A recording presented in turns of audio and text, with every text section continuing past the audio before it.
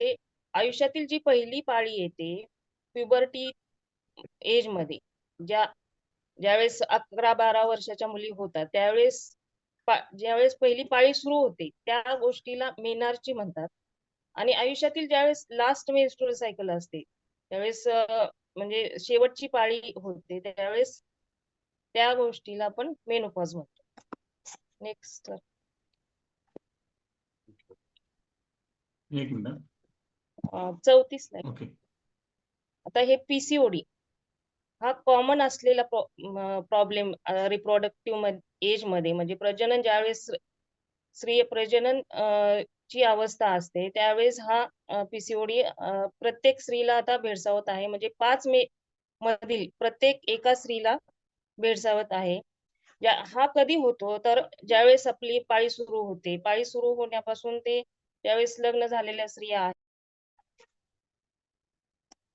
हा प्रत्येक वयातील मुलींमध्ये दिसून येतो की टीन एज आहे. म्हणजे प्युबर्टी एज म्हणतो, 12 पासून पुढे 12 ते 18 वयापर्यंत जे टीन एज आहे, किंवा लग्न झालेल्या स्त्रियांमध्ये दिसून येतो, किंवा प्रौढ स्त्रियांमध्ये दिसून येतो. ही समस्या इतकी वाढत चाललेली आहे की कशामुळे, तर ही बदलती जीवनशैली आहे. बदलते जीवनशैलीमुळे आपल्याला हा प्रॉब्लेम भेडसावत आहे. बऱ्याचदा हा प्रॉब्लेम लक्षातच येत नाही. ज्यावेळेस एखादी स्त्री इन्फर्टिलिटीची ट्रीटमेंट घ्यायला जाते, त्यावेळेस ज्यावेळेस ते इन्व्हेस्टिगेट केलं जातं, त्यावेळेस हा प्रॉब्लेम लक्षात येतो. सोनोग्राफी केली किंवा डॉक्टरांकडून चेकअप केल्यानंतर हा प्रॉब्लेम स्त्रियांच्या लक्षात येतो. मग त्यानंतर त्यासाठी ट्रीटमेंट वगैरे केली जाते. हा पीसीओडी म्हणजे नक्की काय आहे, तर हा हार्मोनल इम्बॅलन्स आहे. म्हणजे ज्यावेळेस स्त्रिया प्रजनन अवस्थेमध्ये असतात, त्यावेळेस जो हार्मोनल इम्बॅलन्स होतो, तो म्हणजे पीसीओडी. पीसीओडीचा शब्दशः अर्थ काय? Polycystic ovarian disease. पॉली म्हणजे काय? खूप सारे. सिस्टिक म्हणजे काय? जे पाणीदार, म्हणजे ओव्हरीमध्ये जे बी अंडाशय छोटे छोटे एग्ज असतात, त्यामध्ये पाण्यासारखा द्रव असतो. ते सिस्ट सारखा तो अपीरियन्स तयार होतो, म्हणून त्याला सिस्ट म्हटलेलं आहे. म्हणजेच पॉलिसिस्टिक ओव्हॅरियन डिसीज. हे आता ज्यावेळेस खूप सारे त्यामध्ये ओव्हरीमध्ये सिस्ट तयार होतात, ते इमॅच्युअर असतात, म्हणजे अपरिपक्व असतात, म्हणून त्याला पॉलिसिस्टिक ओव्हॅरियन डिसीज म्हटलेलं आहे. कॉजेसची स्लाइड. ते याची लक्षणं काय आहेत? आता या पीसीओडी मध्ये लक्षणं काय आहेत? साइन्स अँड सिम्पटम्स काय आहेत? हा आता मेनली आपण पाहिलं की हा पूर्णपणे हार्मोनल इम्बॅलन्स आहे किंवा डिस्टर्बन्स आहे, असंतुलन आहे. यामध्ये काय होतं? स्त्रियांचे मूड स्विंग होतात. दुसरं म्हणजे ॲबनॉर्मल हेअर ग्रोथ. म्हणजे कुठं-कुठं होते, तर फेस वरती असते, चीन वरती असते, किंवा चेस्ट वरती असते, किंवा आर्म वरती, म्हणजे हातावरती. तर आपल्याला तो एखादाच केस असा मोठा झालेला दिसतो. पुढचं काय, तर लक्षण काय आहे? Thinning of hair. आपला जो एक केस असतो, तो एकदम पातळ व्हायला लागतो. परत केस गळायला लागतात, हेअर लॉस होतो. एकदम म्हणजे डोक्यावरती पातळ केस दिसायला लागतात. पुढची स्लाइड. आता डार्क पॅचेस. पुढचं लक्षण म्हणजे काय? Dark patches on the skin. म्हणजे बऱ्याचदा आपल्याला मानेवरती खूप असं काळवंडलेला भाग दिसतो. म्हणजे नंतर आपल्या काखेमध्ये काळवंडलेला भाग दिसतो. कधी-कधी आपल्या ब्रेस्टच्या खाली पण काळवंडलेला भाग दिसतो. हे कशामुळे काळवंडली जाते त्वचा? तर आपल्या जे ओबेस किंवा ओव्हरवेट लोक आहेत, त्यामध्ये त्यांना इन्सुलिन रेझिस्टन्स होत असतो, त्यामुळे ते डार्क पॅचेस त्यांच्या त्वचेवरती आलेले असतात. आता पुढचं लक्षण म्हणजे काय आहे, तर एक्ने किंवा पिंपल्स. जे पिंपल्स चेहऱ्यावरती येतात, किंवा पाठीवरती येतात, पाठीच्या वरच्या भागावरती येतात जास्त आणि ह्याच्या छातीवरती येतात.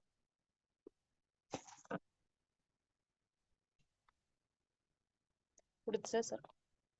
तर हे सिस्ट हे लक्षण आपल्याला वरून नाही दिसणार. ज्यावेळेस आपण सोनोग्राफी करू, त्यावेळेस सोनोग्राफीमध्ये पॉलिसिस्टिक अपीअरन्स म्हणून असं डायग्नोसिस देतात. तर इन्फर्टिलिटी आता हे इन्फर्टिलिटी आता बऱ्याचदा इन्फर्टिलिटीची ट्रीटमेंट घेताना ते आपल्याला लक्षात येतं की पीसीओडी आहे. या इन्फर्टिलिटी मध्ये आपल्याला तर बरेच मासिक पाळीमध्ये बदल दिसतात की मासिक पाळी वेळेवर येत नाही, रेग्युलर येत नाही किंवा 2 महिन्यातून, 1.5 महिन्यातून अशी येते किंवा स्कॅन्टी पिरियड्स म्हणजे एका पाळीमध्ये अजिबात ब्लीडिंग होतच नाही किंवा एखाद्याला खूप हेवी फ्लो होतो. म्हणजे जास्त प्रमाणात ब्लीडिंग होतं.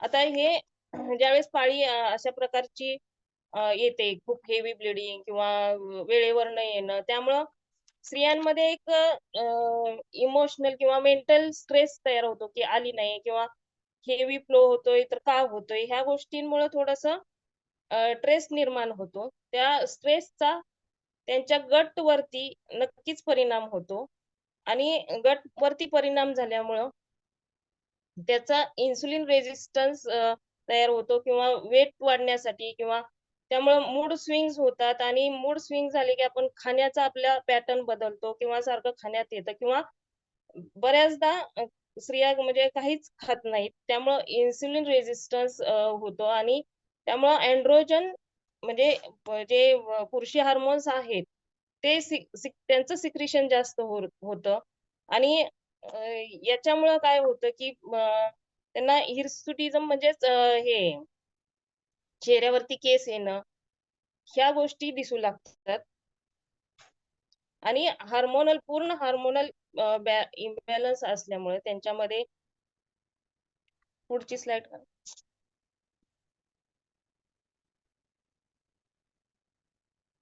त्यांच्यामध्ये म्हणजे शुगर, बीपी किंवा फॅटी लिव्हर किंवा थायरॉइड ह्या गोष्टी आपल्याला दिसून येतात. हे झाले आपले लक्षणं. आता पुढं आपण या पीसीओडीची कारणे काय आहेत ते बघूया.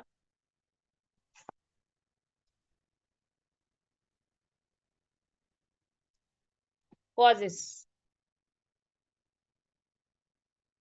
आता कॉजेसमध्ये जेनेटिक म्हणजे अनुवांशिक. आता जर आपल्या आई, बहीण किंवा आजी यांच्यामध्ये जर हे पीसीओडीचा त्रास असेल, तर नक्कीच त्यांच्या मुलींना हा त्रास येणार आहे. तर डायट आता इन्फ्लमेशन. इन्फ्लमेशन काय तर आतील अवयवांवरती येणारी सूज. ही सूज जर अशीच राहिली किंवा क्रॉनिक इन्फ्लमेशन असंच राहिलं, तर यामुळे आपल्याला एंड्रोजनचे प्रमाण वाढणार आहे आणि त्याचा नक्कीच आपल्या अ, शरीरावर परिणाम होणार आहे आणि पीसीओडी होणार आहे. तर पुढचं हे कारण काय आहे तर डायट. डायट ज्यावेळेस आपलं डायट इम्प्रॉपर असेल किंवा जंक फूड खाण्यात येत असेल, ओव्हर इटिंग असेल, पॅकिंग फूड असेल, याचा नक्कीच आपल्या गटवरती परिणाम होणार आहे आणि त्यामुळे ओव्हरवेट होणार किंवा आपला गट डिस्टर्ब होणार आहे आणि त्यामुळे नक्कीच हार्मोनल इम्बॅलन्स होणार आहे. तर त्याच्यानंतर लॅक ऑफ एक्सरसाइज किंवा चुकीची लाईफस्टाईल हे याच्यामुळे व्यायामाचा अभाव असल्यामुळे वजन वाढणे किंवा ओबेसिटी निर्माण होणे या गोष्टी होणार आहेत. त्यामुळे हार्मोनल रेग्युलर राहणार नाहीयेत. हे आता जो पीसीओडी हा त्रास आहे आपल्या 40 ते 50% हा ओबेस मुलींमध्ये राहतो. लीन किंवा थिन मुलींमध्येही हा पीसीओडी आहे. पण 40 ते 50% हा ओबेस मुलींमध्ये जास्त राहतो. पुढचा कॉज आहे एन्व्हायर्नमेंटल फॅक्टर म्हणजे जे आपल्या वातावरणामध्ये जे पोल्युशन आहे किंवा जिथे इंडस्ट्रियल एरिया आहे तेथील जे केमिकल्स जे बाहेर पडतात एअर मध्ये, त्या गोष्टींचा एखाद्या स्त्रीला त्याची सवय नसते. आता आपण गावाकडच्या वातावरणातून शहरी वातावरणात अचानक गेलो, तर त्यासाठी बॉडी आपली वेगळ्या प्रकारे रिस्पॉन्स देणार आहे. त्याचा नक्कीच स्त्रीच्या आरोग्यावर परिणाम होतो. हे एक कारण असू शकतं, की पीसीओडी याच्यामुळे होऊ शकतो. आता ट्रेस. ट्रेस पुढचं कारण आहे ट्रेस. आता हा ट्रेस असल्यामुळं अ, आपल्या ईटिंग पॅटर्नमध्ये चेंज होतो. आपण बऱ्याचदा थोडं-थोडं करत खूप काही खात असतो किंवा स्त्रियांना ती सवय असते, की किचनमध्ये असल्यामुळं खात राहतात आणि स्ट्रेस किंवा किंवा कधी काहीच खात नाहीत, स्ट्रेस असेल तर. आणि बऱ्याचदा त्या स्ट्रेस असेल तर त्याचा झोपेवर परिणाम होतो. व्यवस्थित झोप लागत नाही. त्याचा गट हेल्थवर नक्कीच परिणाम होतो. त्यामुळे मूड स्विंग होतो आणि त्याचा परिणाम हार्मोनल इम्बॅलन्स होतो आणि हे एक महत्त्वाचं कारण आहे, की पीसीओडी याच्यामुळे होऊ शकतो. आता व्यसन. अ, याच्यामध्ये एक कारण आहे, की व्यसन. बऱ्याचदा स्त्रिया की ट्रेस असल्यामुळं किंवा अ, खूप काही काम असेल, तर त्याच्यासाठी एक एनर्जी म्हणून मिसरी लावणे, तंबाखू खाणे, गुटखा खाणे किंवा सिगारेट ओढणे, ड्रिंक घेणे यासारख्या सवयी त्यांना असतात किंवा अति चहा पिणे. हे ह्या सवयींचा परिणाम नक्कीच स्त्रियांच्या आरोग्यावरती होतो आणि हे एक कारण असू शकतं, की पीसीओडी याच्यामुळे होऊ शकतो. आता काही व्हिटॅमिन डिफिशियन्सीमुळे म्हणजे पीसीओडी होतोच असे नाही किंवा व्हिटॅमिन डी किंवा व्हिटॅमिन बी12 होतोच असे नाही. त्यामुळे अशा प्रकारची हे सर्व कारणे आहेत, की पीसीओडी का होतो. आता आपण पुढे बघूया, की या पीसीओडीसाठी आपण डायग्नोसिस कशा प्रकारचं करू शकतो.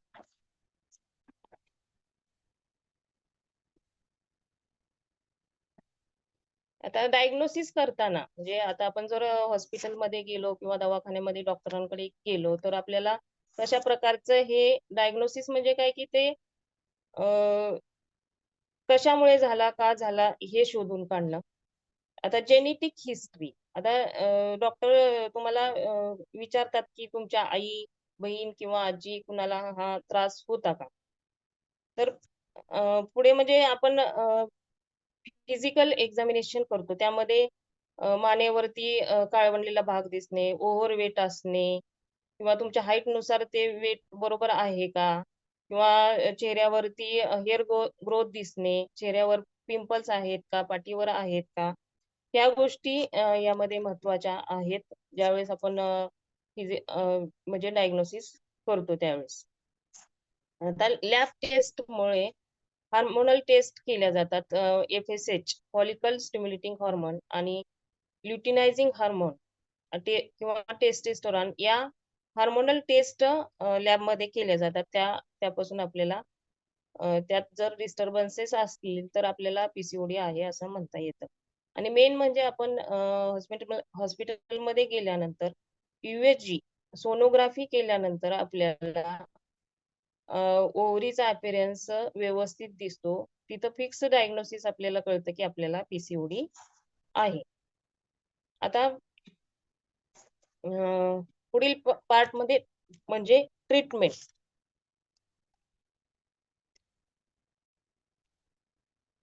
मॅनेजमेंट म्हणजे जे काही त्रास आहेत, म्हणजे जे त्रास आहेत आता पाळी रेग्युलर नाहीये किंवा ओव्हरवेट आहे, असं प्रत्येकावरती आपण प्रत्येक सिम्प्टम किंवा प्रत्येक लक्षणाला धरून त्यानुसार आपण ट्रीटमेंट देऊ शकतो.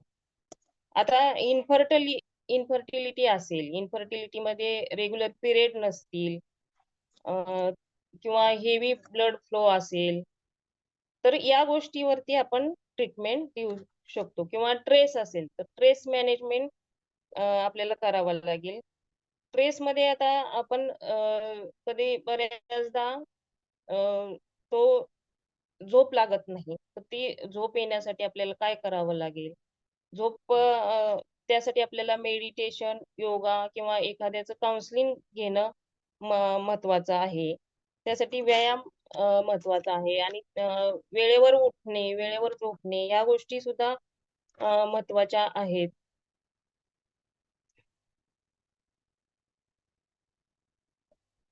आता कधी-कधी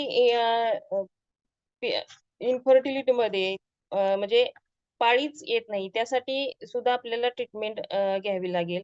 आता ज्या पेशंटमध्ये किंवा ज्या स्त्रीमध्ये वेट जास्त आहे, ओबेसिटी आहे, तर त्यांना आपण वेट लॉस प्रोग्राम आपण देऊ शकतो. अ, इथे तुम्हाला इथे आहार आणि व्यायामच महत्त्वाचा आहे. अ, ह्या बदलत्या आहारामुळे आणि बदलत्या जीवनशैलीमुळे आपण आपल्या आहार आणि व्यायाम यांच्यामध्ये बदल करूनच आपल्याला आणि आपली फिजिकल ॲक्टिव्हिटी वाढवून आपल्याला ह्या प्रॉब्लेम सॉल्व्ह करता येईल. पी-सी-ओ-डीमध्ये इन्सुलिन रेझिस्टन्स हा जास्त प्रमाणात राहतो.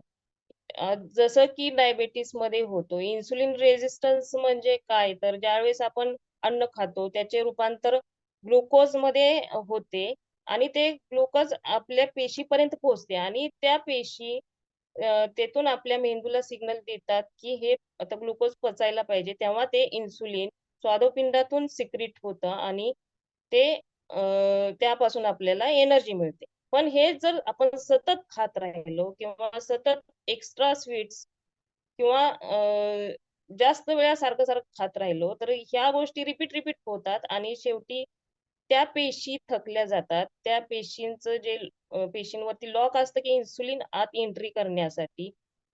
त्या पेशीच त्या इन्सुलिनला अवरोध करतात, की तू आत येऊ नकोस. मग अ, यामुळे हा इन्सुलिन म्हणजे पेशीच इन्सुलिनला रेझिस्ट करतात. म्हणजेच इन्सुलिन रेझिस्टन्स होतो. हा डायबिटीजमध्ये सुद्धा असतो. मग या ठिकाणी काय केलं पाहिजे, की आपल्याला लो ग्लायसेमिक इंडेक्स फूड देणे महत्त्वाचं आहे.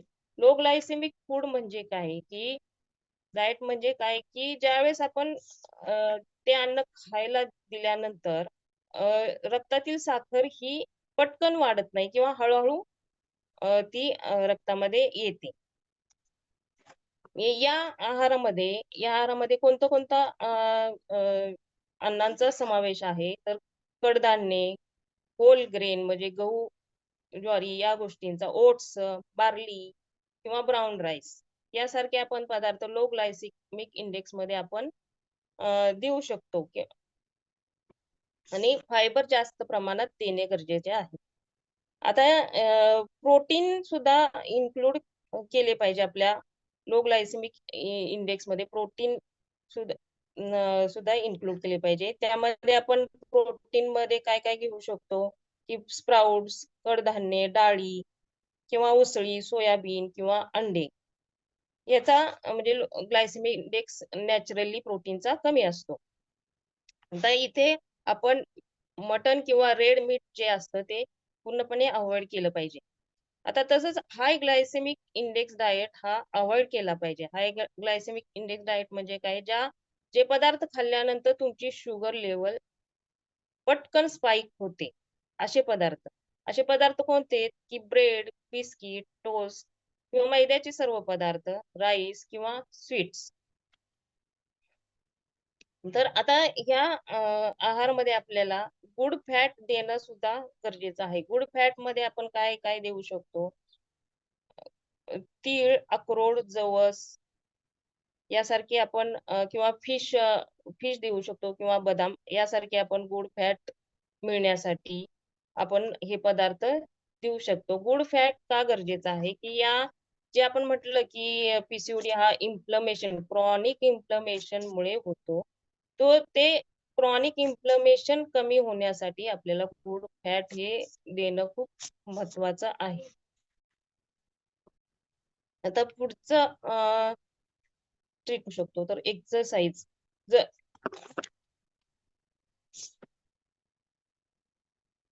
यामध्ये आपण फुल बॉडी वर्कआउट करू शकतो. पोटाचे व्यायाम, योगा, प्राणायाम करू शकतो. आता एक्सरसाइजमुळे काय आपला स्ट्रेस मॅनेजमेंट होणार आहे. स्ट्रेसमध्ये एक फिजिकल स्ट्रेस असतो आणि एक मेंटल स्ट्रेस असतो. आता फिजिकल स्ट्रेससाठी आपण काय करू शकतो? तर एक वर्कआउट करू शकतो. स्ट्रेचिंग करू शकतो आणि योगासने करू शकतो. आता मेंटल स्ट्रेससाठी आपण प्राणायाम, मेडिटेशन, योगा करू शकतो. अ, या म्हणजे प्राणायाम, योगा किंवा वर्कआउट करण्यामुळे आपले हॅपी हार्मोन्स सिक्रीट होणार आहे आणि त्याचा परिणाम नक्कीच इतर हार्मोन्स वरती होणार आहे. आपण म्हटलं की पी हा पूर्णपणे हार्मोनल इम्बॅलन्स आहे आणि म्हणूनच एक्सरसाइज किंवा योगा प्राणायाम केल्यानंतर हे हार्मोन आपले रेग्युलेट होणार आहेत आणि नक्कीच आपल्याला त्याच्यावरती मात करण्यासाठी मदत होणार आहे. आता झोप. झोप बऱ्याचदा म्हणजे की याच्या स्ट्रेस असल्यामुळे झोप ही डिस्टर्ब असते किंवा व्यवस्थित झोप शांत लागत नाही. याच्यासाठी आपण अ, परत एकदा योगा, प्राणायाम, मेडिटेशन किंवा वॉकिंग असणं किंवा योगासनं करणं ह्या गोष्टीच महत्त्वाच्या आहेत. आता हे सर्व काही आपण म्हणजे ट्रीटमेंट पार्ट म्हणून पाहिलं किंवा याच्यावर उपाय म्हणून पाहिलं. आता आपण ट्रीटमेंटमध्ये आपण मेडिसिनही देऊ शकतो. मेडिसिन हा तात्पुरता उपाय आहे किंवा मी डॉक्टर असूनही सांगेल की हा मेडिसिन खरंच एक तात्पुरता उपाय आहे. ज्यावेळेस आपण मेडिसिन देऊ, त्यावेळेस आपल्याला त्यावेळेस रिझल्ट भेटेल. पण तो रिझल्ट हा आयुष्यभरासाठी टिकावा किंवा आयुष्यभर हा त्रास होऊ नये म्हणून आपल्याला आपल्या जीवनशैलीमध्ये बदल करणं हेच म्हणजे महत्त्वाचे आहे.